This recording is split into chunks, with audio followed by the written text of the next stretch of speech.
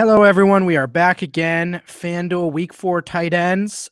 Before we take a look at these, just want to give a quick reminder. If you like what we're doing here and you like the content we're providing, don't be afraid to give us a like and subscribe on our YouTube channel. And also, don't be afraid to ask us questions on Twitter. Our Twitter handles are listed below our names. So, anyhow, back to Week 4.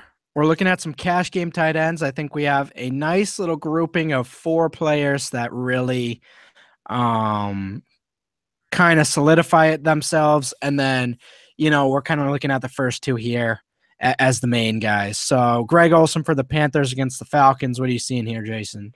Hard not to like Greg Olsen. I mean, yes, he's expensive, 7,900.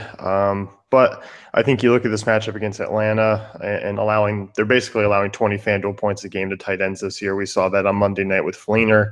High total there on the road. You got to expect them to be passing a ton just because I don't like the running game and where it goes right now. I think this is a matchup where they're going to have to throw a bit more than actually run. Greg Olsen, I mean, he ranks 13th among tight ends and wide receivers in targets this season. He's catching 60%.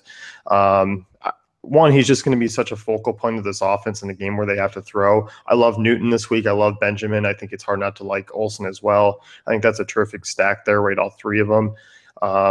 It is expensive. I mean, I think Zach Miller is going to be a popular guy to dive down to in terms of value, but I don't know. There's a lot of different ways you can go. There's value wideouts. There's even value backs if you want to go that way. So I don't think Olsen's a guy who you really need to fade. It's just a matter of what you kind of want to do in terms of cash game construction. FanDuel is much more solidified in terms of tight end this week than DraftKings because, you can pay up for Olsen and be like, all right, this could actually work out for me.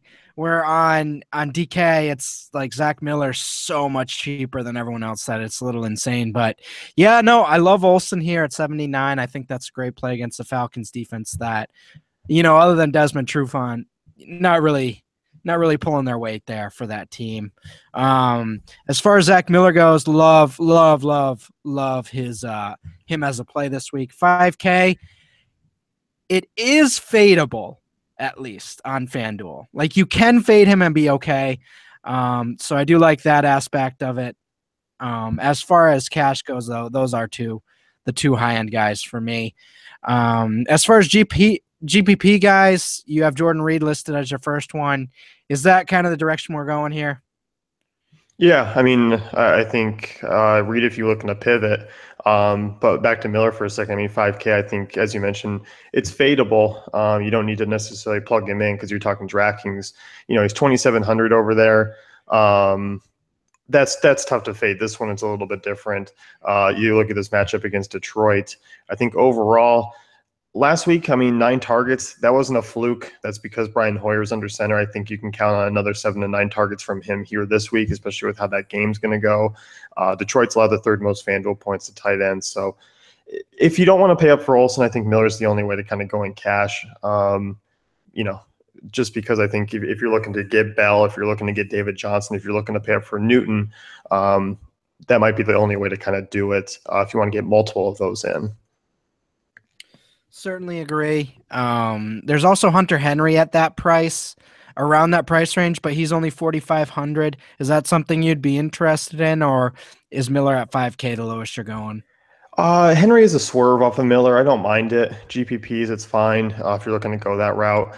I kind of like these other guys in GPPs. I like Jordan just because Jordan Reed is a swerve off of Olsen.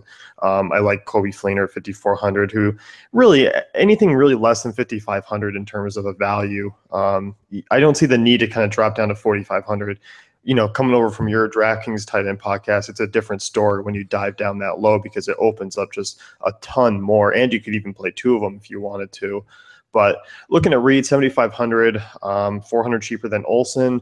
I think because he really hasn't had that big blowout game yet, you've highlighted on Kirk Cousins' struggle inside the red zones this year. It's due for some progression. I think he's going to come back and do a little bit better, which would obviously bode well for Reed.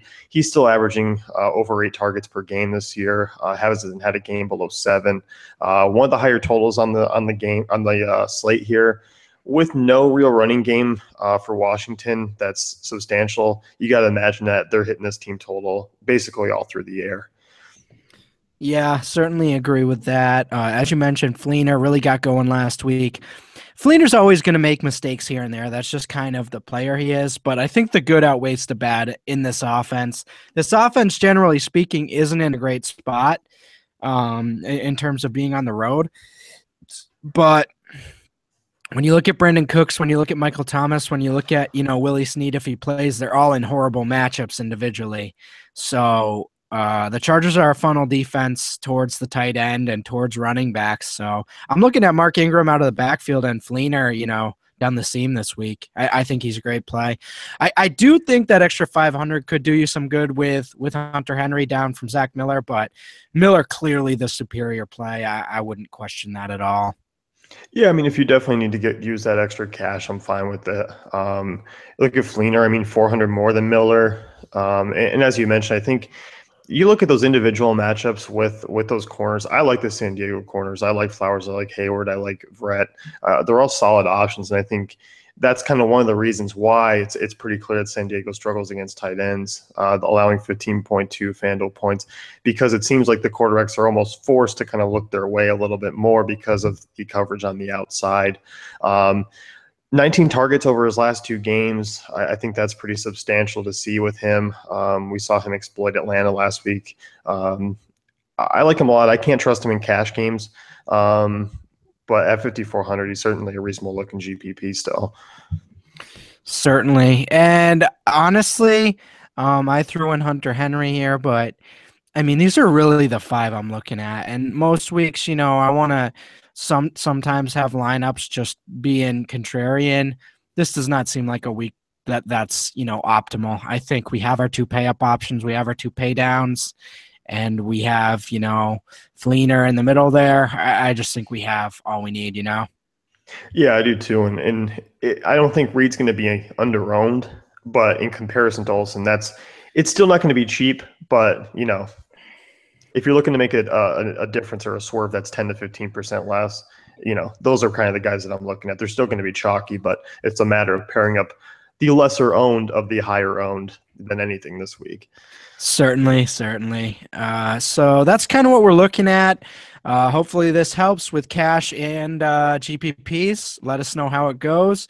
As always, as we mentioned at the beginning, check out the YouTube channel, give us a like and subscribe. Check out our optimizer, it's rolling, folks. It's rolling. It's throwing out some solid plays that even makes me look bad sometimes, which is really hard to do because I'm the man. But definitely go in and check it out. Free 7-day trial if you haven't signed up yet. So definitely worth your time. Thanks for tuning in, and we will see you guys in week 5.